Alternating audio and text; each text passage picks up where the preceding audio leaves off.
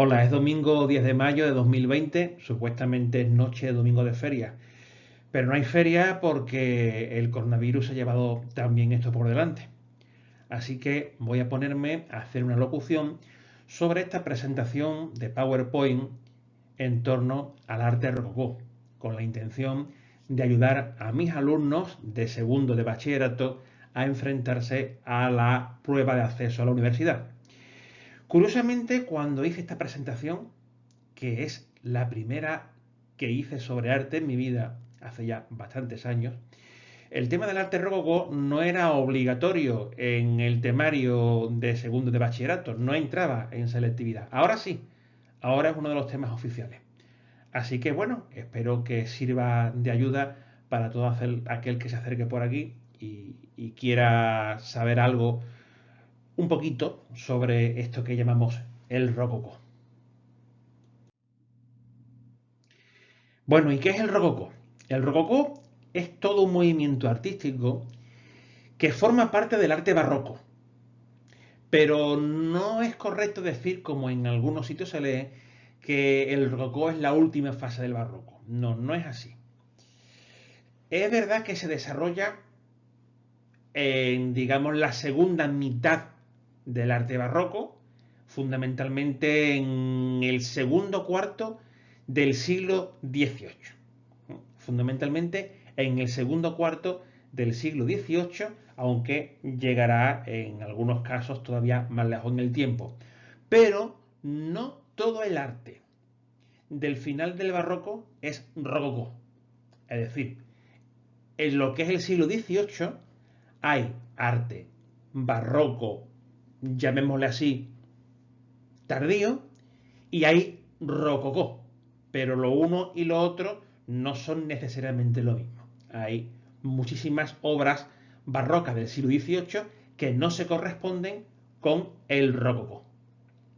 Y además, y además, parte de este rococó coincide con un movimiento nuevo que se va a llamar el neoclasicismo. En música, el clasicismo, lo que llamamos la música clásica, de un Haydn o de un Mozart. Bien, pues los últimos autores del rococó van a coincidir con ese fenómeno del neoclasicismo. Así que mucho ojo cuando hablamos de arte en el siglo XVIII, porque podemos estar refiriéndonos, por un lado, al rococó, por otro lado, al barroco, llamémosle tardío, que no es rococó, y por otra parte, al primer neoclasicismo. Lo que sí parece más o menos claro es que su epicentro es París. París, en ese momento, la corte del rey Luis XV es la capital intelectual de Europa. Marca modas. Es habitual que grandes nobles europeos, incluidos nobles de Rusia, viajen hasta París para conocer cuál es la última moda en perfumes, en peinados, en ópera, en mobiliario, de tal manera que las realizaciones que van surgiendo en torno a esta monarquía de Luis XV, de la nobleza de esa época y también de la alta burguesía, van a copiarse en otras cortes europeas. Aquí tenemos precisamente una vista de ese París de 1746, una ciudad sin ninguna duda bulliciosa, una ciudad con una importante vida intelectual, pero también una ciudad con graves desigualdades sociales, lo cual unas décadas más tarde dará lugar a la Revolución Francesa. Pero eso ahora mismo no es lo que nos ocupa. Decía hace un minuto que la alta burguesía va a ser determinante en el desarrollo del rococó. Efectivamente, esta clase social que no es privilegiada, privilegiados son nobleza y clero, la burguesía que no es privilegiada se va a enriquecer con el comercio, de tal manera que las élites burguesas, los burgueses más ricos, van a intentar imitar los modos de vida de lo que ellos quieren ser, de la nobleza. Van a intentar casar a sus hijos, a sus hijas, con gente de la nobleza. Y por supuesto, van a copiar sus gustos artísticos, de tal manera que esa alta burguesía también va a absorber la estética rococó. En cualquier caso, el principal foco es el propio rey, la propia monarquía de Luis XV, un rey que va a gobernar entre 1710 y 1774, es decir, un periodo muy largo de tiempo, prácticamente pues dos tercios del siglo. Pero bueno, quien realmente marca las tendencias no es tanto él como su primera amante, ¿no? Su primera gran amante, que fue Madame de Pompadour, su favorita, que digamos va a recoger todo lo que se había estado larvando en los años anteriores. El rococó ya existía y ella lo va a institucionalizar, lo va a convertir en el arte oficial de la corte a partir del año 1740. Lo que ocurre es que desde 1764, la siguiente favorita, Madame du Barry, va a dar un giro a esta estética y se va a encaminar hacia lo que va a ser el neoclasicismo. El rococó es un arte profano, es un arte que es propio de la corte de Luis XV, de otros reyes europeos, de la alta nobleza europea y de la más rica burguesía, alcanzando su máxima expresión en la decoración de los interiores de los palacios, como también de las casas de los burgueses, como decía antes, más ricos. Este interior que estamos viendo ahí es un interior típicamente rococó. De esta manera, no existe un arte rococó religioso propiamente dicho. El rococó, como veremos en unos minutos, es un movimiento artístico que está muy vinculado con aspectos como lo femenino, lo coqueto, lo amable o incluso lo erótico. Conceptos que no tienen mucho que ver con lo religioso. Ahora bien, es cierto que hay algunas iglesias, fundamentalmente en Baviera, en el sur de Alemania, la zona católica por excelencia de Alemania, hay allí iglesias que tienen unos interiores muy peculiares en los que se puede rastrear la influencia rococó. Fundamentalmente la ornamentación, la abundancia de la rocalla, que luego veremos lo que es, los colores salmón, los elementos ornamentales muy menudos y muy coquetos. Iglesias como esta, por ejemplo, la abadía de San Emerano en Ratisbona, la que se me ha visto hace un momentito, en un viaje que hice hace algunos años, pues sería un buen ejemplo de este rococó bávaro. Pero habría que intentar, dentro de lo posible, no aplicar a todo el barroco del siglo XVIII el término rococó. Por poner un ejemplo bastante vistoso, el transparente de la Catedral de Toledo, de Narciso Tomé, no debería calificarse como obra rococó, aunque a veces lo encontramos así definido. El transparente es una obra de pleno barroco, muy barroca, muy ornamentada, pero ciertamente no es rococó. Para ser rococó tiene que tener otros componentes distintos. Esta otra iglesia de Ratisbona, pues sí lo sería. Aquí estamos viendo elementos de coquetería, delicadeza, interés por lo bonito, interés por los niños. Fijémonos en esos angelitos.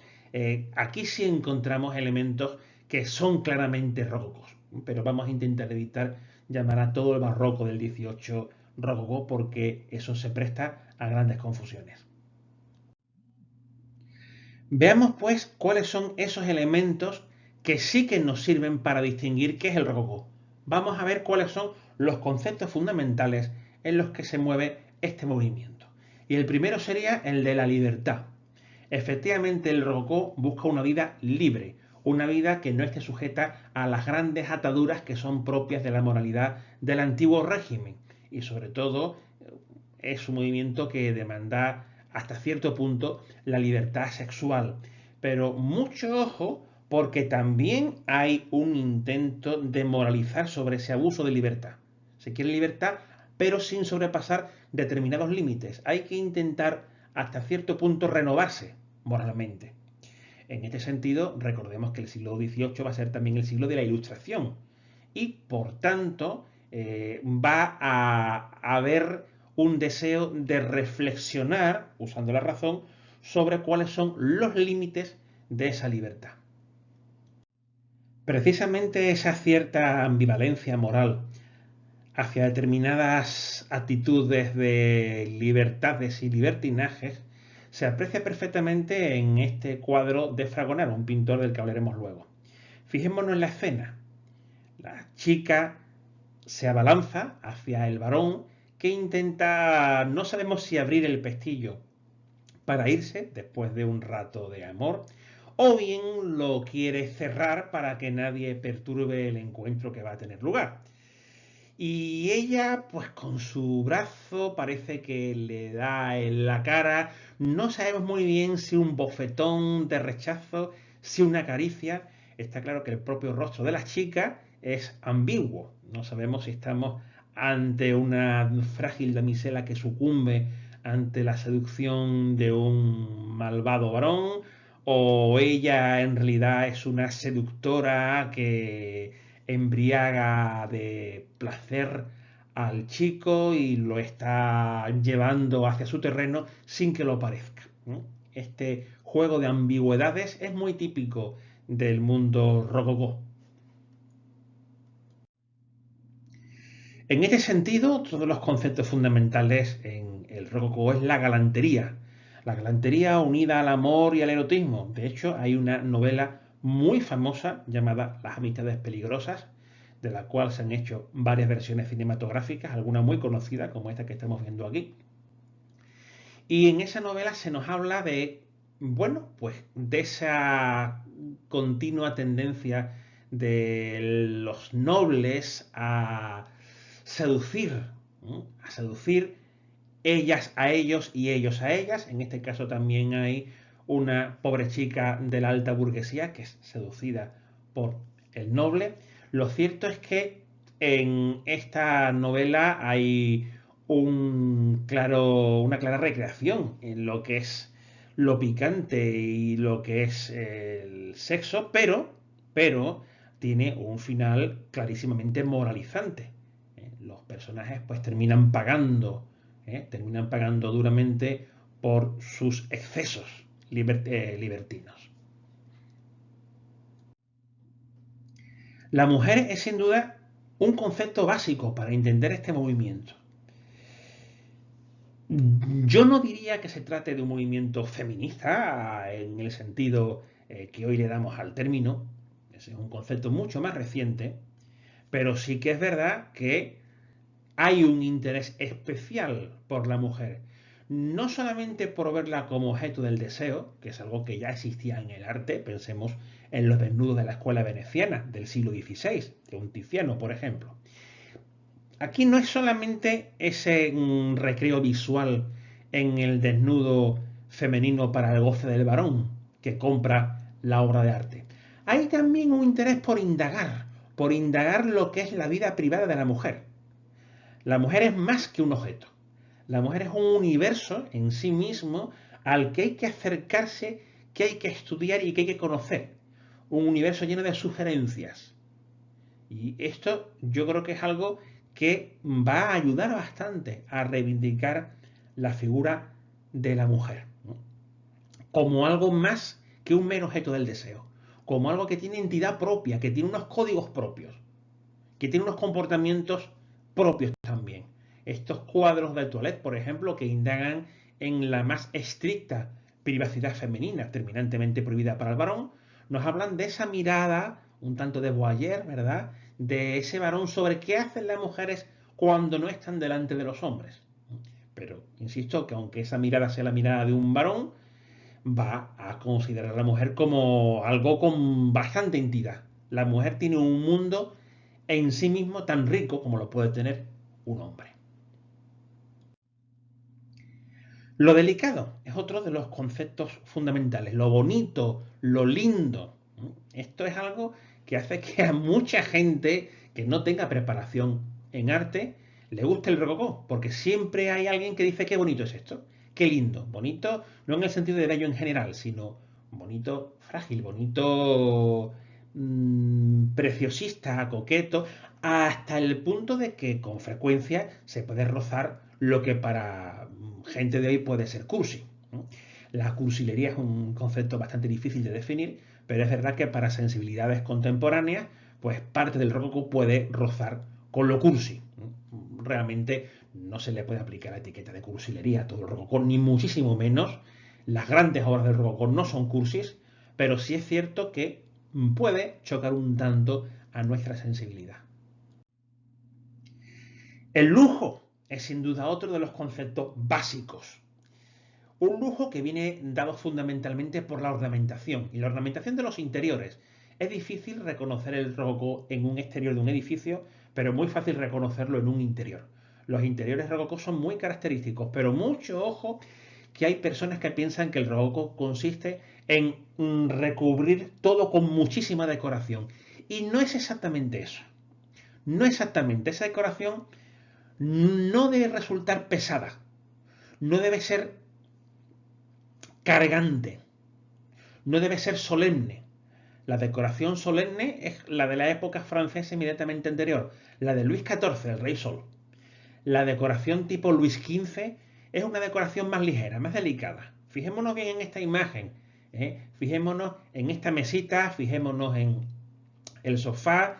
No encontramos ese carácter macizo de los muebles de estilo Luis XIV, sino que corresponden a la estética Luis XV, una estética en la que lo aéreo y lo ligero son fundamentales.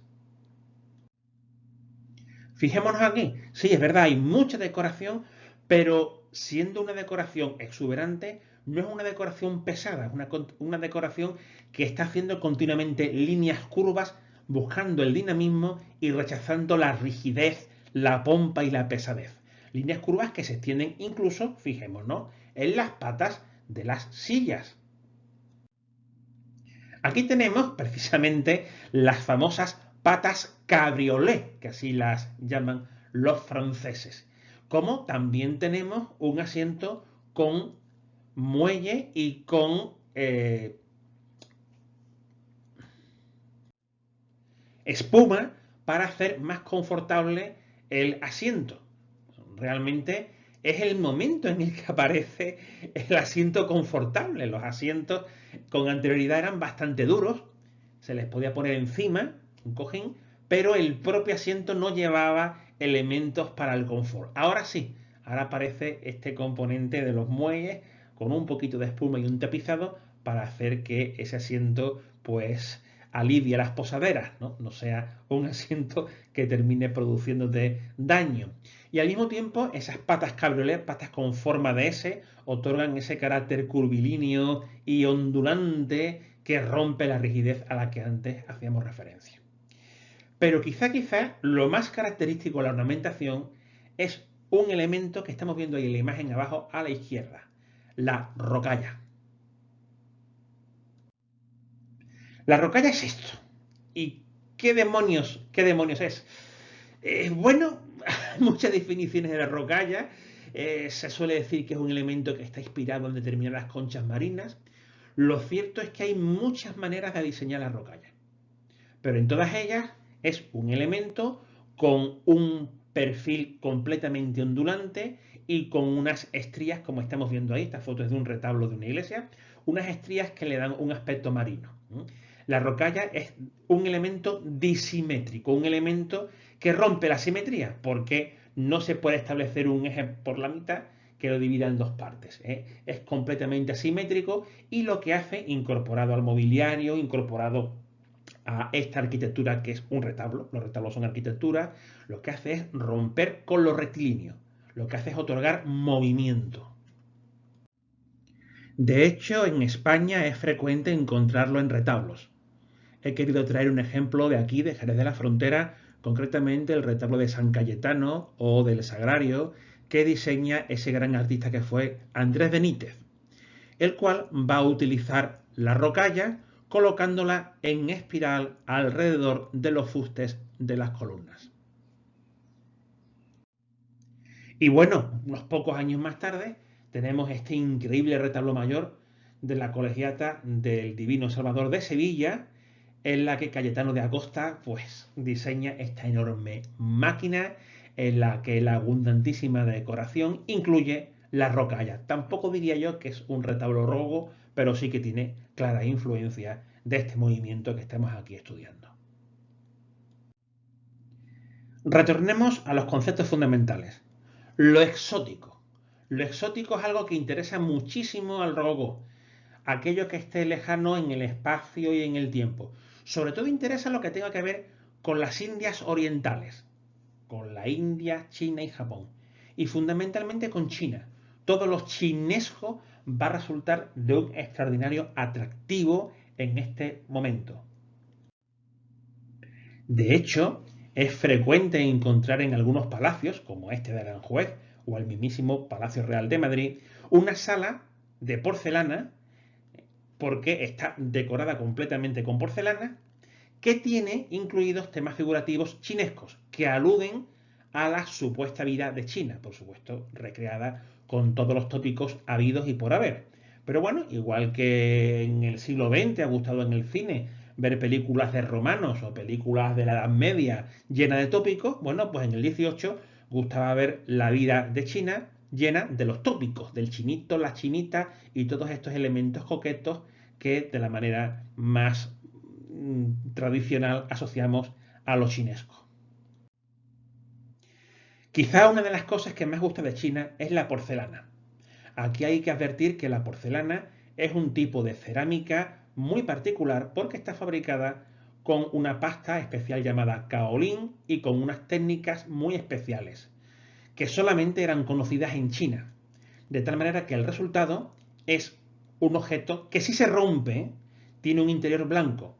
Es decir, no es barro de color oscuro que ha sido barnizado con blanco, sino que es barro blanco, que luego suele ser pintado, decorado con color azul, tal y como estamos viendo aquí en una porcelana típica de la dinastía Ming, que, bueno, era justamente el momento que coincidía con el siglo XVIII europeo, de tal manera que desde Europa se va a reclamar cerámica Ming en grandes cantidades.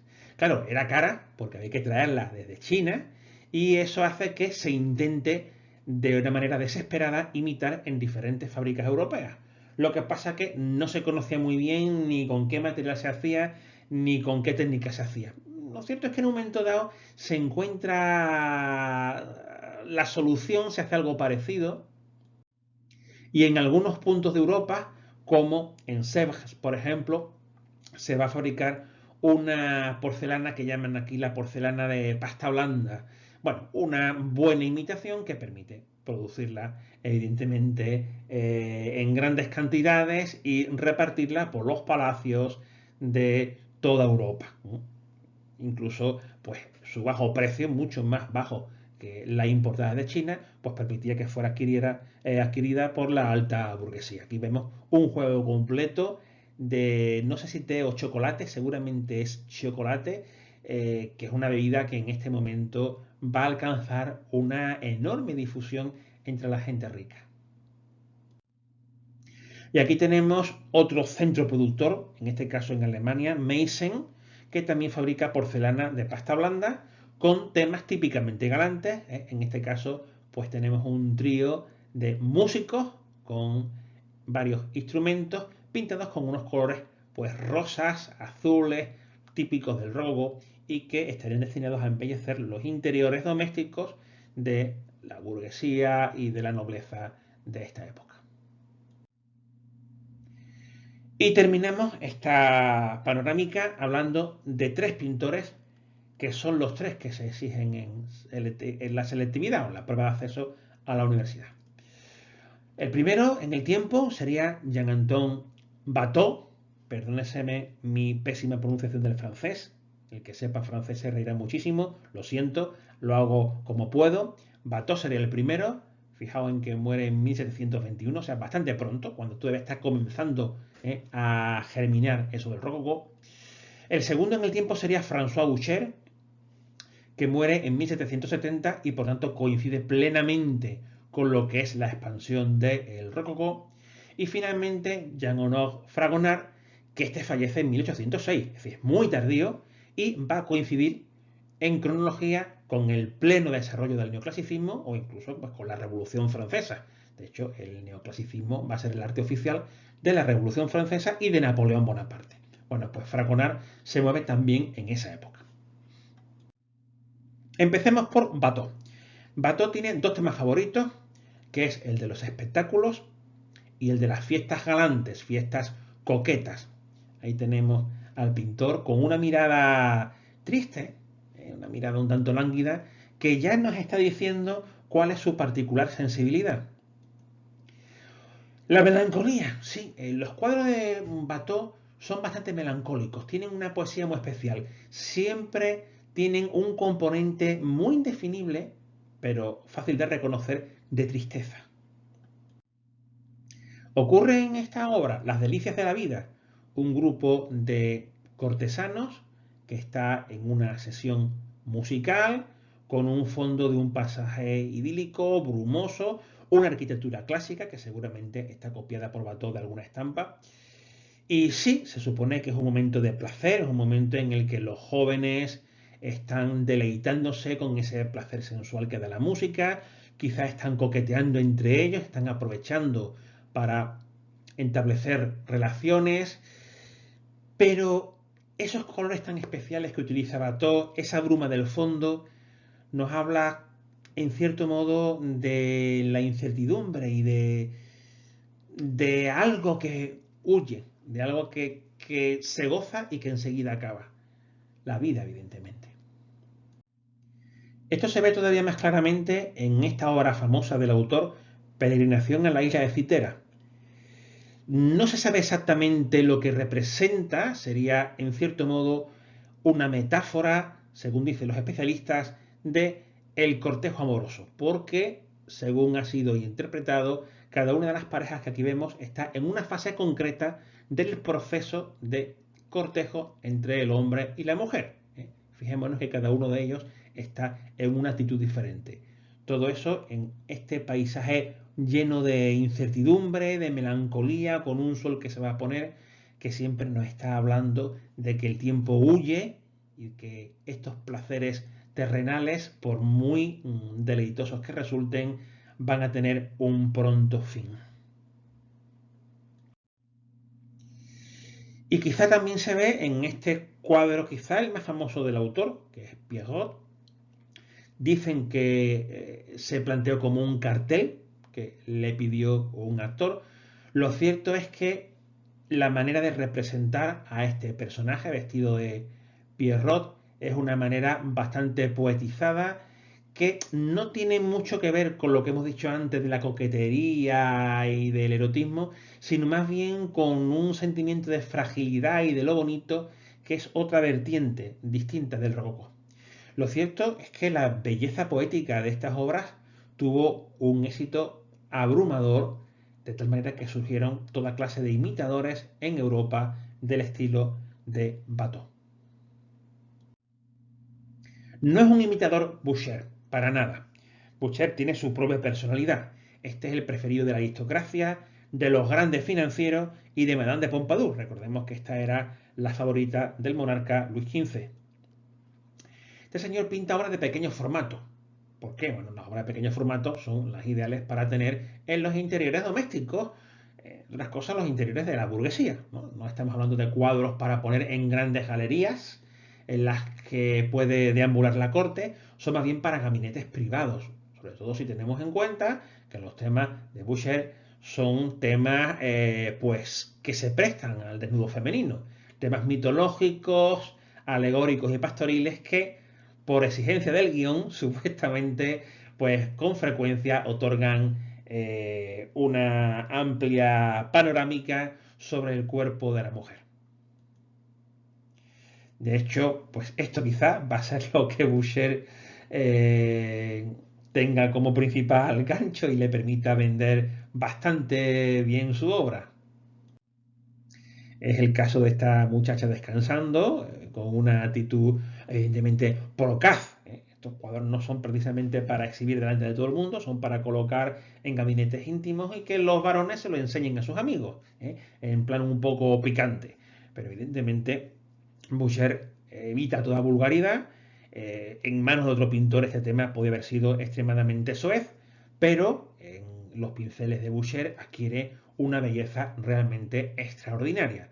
La manera en la que el artista trata las carnes nacaradas y mórbidas de la joven con una pincelada muy, muy delicada, muy sensual, no tan pendiente del detallismo como de la sensualidad de lo que estamos viendo, es realmente un prodigio. Lo mismo ocurre con esta Diana saliendo del baño, ya se sabe, Diana con una de sus ninfas, ahí tenemos el carcaj con las flechas a la izquierda que caracteriza a esta diosa. Y bueno, pues un tema que supuestamente es un tema mitológico, vale, ya se sabe que Diana pues no podía ser vista por ningún varón, pero que aquí adquiere unas connotaciones eróticas bastante evidentes, porque el que ha comprado el cuadro sí está viendo aquello que está prohibido, el desnudo nada menos que de Diana. En el fondo es el de una mujer desnuda que se está bañando, y que con la excusa de lo mitológico, por lo que se nos presenta es un cuerpo pletórico de belleza femenino que evidentemente satisface las demandas de erotismo por parte del varón, pero que, repito, una vez más, también atiende a la mujer como un ser con entidad propia. Creo que se está avanzando, gracias al rogo, hacia una reivindicación importante de lo femenino. Y una característica muy propia de los rococó es la tendencia de la nobleza y de la burguesía a recrearse en una visión muy idealizada del mundo pastoril. De hecho, es frecuente jugar a ser pastores, a que en determinadas fiestas sociales el juego sea vestirse de pastores y hacer de pastor. Se disfrazaban, cogían las cestitas y se iban al campo a jugar a ser pastorcito. Yo le digo muchas veces a mis alumnos que esto se parece un poco, salvando las distancias, a lo que se hace hoy en los caños de Meca. Los caños de Meca supuestamente es una playa hippie donde supuestamente van los hippies a fumar porros. Bueno, pues no, en realidad, con perdón, van los pijos de Madrid a jugar a ser hippies. El público de los caños no es, no es el de hippies de verdad, es el de la gente con dinero del centro de España que quieren venir unos días a creer que ellos están haciendo de hippie, a creer que ellos están haciendo una vida liberada de convenciones, más en contacto con la naturaleza y permitiéndose cosas que no se pueden permitir en su lugar de residencia, ¿no? Entonces, bueno, por unos días fingen que ellos están siendo como la gente vulgar. Bien, pues algo así es lo que hacía la nobleza, ¿no? Lo mismo la nobleza de San Petersburgo que la de otros lugares de Europa o de la propia París. Se disfrazan de pastores y juegan a ser el pastorcito. Ya sabes, pastorcito, pastorcita, la cabrita, las rosas que vemos ahí, todo muy idílico y muy lindo. La realidad no es esa. La realidad es que el pastor trabaja en terribles condiciones, que tiene que sacar a la pobre cabra pues cuando la cabra exige, que tiene que soportar el frío, la lluvia, comer mala comida y poca en cantidad, pagar terribles impuestos a la nobleza. Pero claro, aquí lo que se presenta no es eso. La nobleza que no paga impuestos no quiere ver esa realidad que existe, quiere filtrar la realidad y verla a través de un prisma idílico, que es el que a ella le hace confortable. De hecho, la propia María Antonieta, recordemos que es la esposa de Luis XVI, que morirá guillotinada en la Revolución Francesa. Bueno, pues María Antonieta, antes de la Revolución, tenía en el Petit Trianon, muy cerca del Palacio de Versalles, tenía una granjita con ovejas, gallinas, etcétera, y ella jugaba con sus niños a ser la pastora. Y ella era la reina, era riquísima, pero al fin y al cabo era una niña pija, con perdón, que quería pues jugar a ser pobre. Entonces, venga, vamos a cogerle los huevos a las gallinas, vamos a pasear a las ovejas. Bueno, esa era una distracción propia de este momento, muy enmarcada en la estética de los rococó. Y terminamos con Fragonard. Fragonard, recordemos que es el más tardío de los pintores de este estilo, y él se va a caracterizar por ser el más galante y libertino de todos, el más claramente erótico. Y la mujer, sin ninguna duda, va a ser su tema preferido. Aquí tenemos un cuadro pues marcadamente erótico que nos habla de una jovencita que juega con su perro sin percatarse de que hay un varón, evidentemente el que ha comprado el cuadro, que la está viendo. Hay un juego aquí de voyeurismo, hay un juego de picardía, pero que, al igual que pasaba con Boucher, hay un tratamiento pictórico que evita toda ordinariez y se recrea con una absoluta exquisitez en las posibilidades pictóricas que ofrecen no solamente las carnes de la joven, sino también el conjunto de sábanas. Fijaos cómo, mediante una pincelada muy suelta y muy restregada, de grandes manchas de color blanco, ha logrado captar la reverberación de la luz tenue de un interior en esas sábanas, en esos tejidos, consiguiendo una sensación muy sensual y muy acariciadora en los ojos del que ve este cuadro.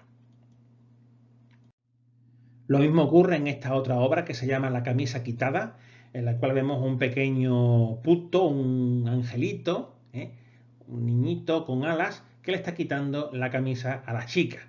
De nuevo, hay una clara voluptuosidad en las carnes de la joven, pero también en las telas. Realmente Fragonard es un genio representando los tejidos. El colorido de Fragonard es muy claro, suele utilizar los amarillos, los dorados, los rosas, ideales sin duda para las carnes de jóvenes como las que vemos aquí. Y por supuesto, los perritos son un detalle que no puede faltar. Muchos alumnos me preguntan por el detalle del perro. Claro, es que el perro es un detalle de coquetería, un detalle de monería. Y recordemos que lo mono es algo fundamental en lo rococó. Pero yo creo que lo más característico de Fragonard, desde el punto de vista puramente formal, no de los temas, es la pincelada suelta. Lo mucho que restriega la pincelada. Quizá no tanto en esta obra que estamos viendo aquí, pero sí, por ejemplo, en esta, Las bañistas. Realmente ha restregado el pincel con una enorme soltura, no se ha parado a recrearse en los detalles de las texturas, ni en hacer perfiles nítidos. Por el contrario, es el color el que triunfa frente a la línea, de tal manera que una pincelada restregada que permite difuminar las figuras termina dándole un cierto toque de irrealidad al conjunto y quizá contribuya a darle todavía más sensualidad, incluso más erotismo a lo que sabemos, como si fuera una filmación en la que hubiéramos puesto una gasa delante del objetivo. Vemos todo a través de un filtro sensual bastante interesante. Y finalizamos con la obra más célebre de Fragonard, El Columpio, o Los felices azares del columpio. Ahí me veis en la Wallace Collection de Londres, que es la galería en la que hoy se encuentra esta celebérrima obra. La foto sirve para ver el tamaño que tiene. No es de las obras más pequeñas del rococó, pero desde luego tampoco es un cuadro grande como algunas personas se pueden imaginar. ¿Qué representa? Bueno, pues es una escena de columpio, unas chicas y dos varones. Uno está tirando y del columpio, el otro está a la izquierda, tirado en el suelo. Vamos a acercarnos a verlo. Aquí tenemos al que tira. Los especialistas han dicho que debe de ser su marido. Esa es la creencia entre los que interpretan esta obra. Y el que está sentado, pues evidentemente no es el marido, está en un lecho de flores admirando la belleza de la joven. Bueno, y a ella se le cae un zapato, fijémonos a la izquierda arriba, cómo se le ha soltado un zapato de la fuerza con la que su supuesto marido está empujándola en el columpio. Y fijémonos también en la mirada de picardía de la chica. La chica sabe perfectamente que la están viendo y tiene una mirada que está a medio camino entre lo inocente y lo picarón. Yo diría que más tirando hacia lo segundo, ¿verdad? Claro, fijémonos bien en los detallitos. Ahí hay una pareja de putis, de niñitos. Luego ahí tenemos a Eros que está diciendo, "Shh, guarda silencio, que aquí hay plan, que aquí hay tema". Claro, evidentemente es que el que está sentado, bueno, el que está tumbado en el lecho de flores a la izquierda, está jugando al veo-veo, claro, está jugando al veo-veo. Él tiene una vista directamente bueno, en un ángulo digamos que muy especial. Así que está claro que esta obra lo que nos está presentando es un muy peculiar juego erótico, hablándonos de esa galantería y de ese erotismo, que son una parte importante, pero no exclusiva de la estética del rococó. Y con esto, pues yo creo que es suficiente para que un alumno de segundo de bachillerato pueda desarrollar este tema si es que cae en la prueba de acceso a la universidad. Mucha suerte.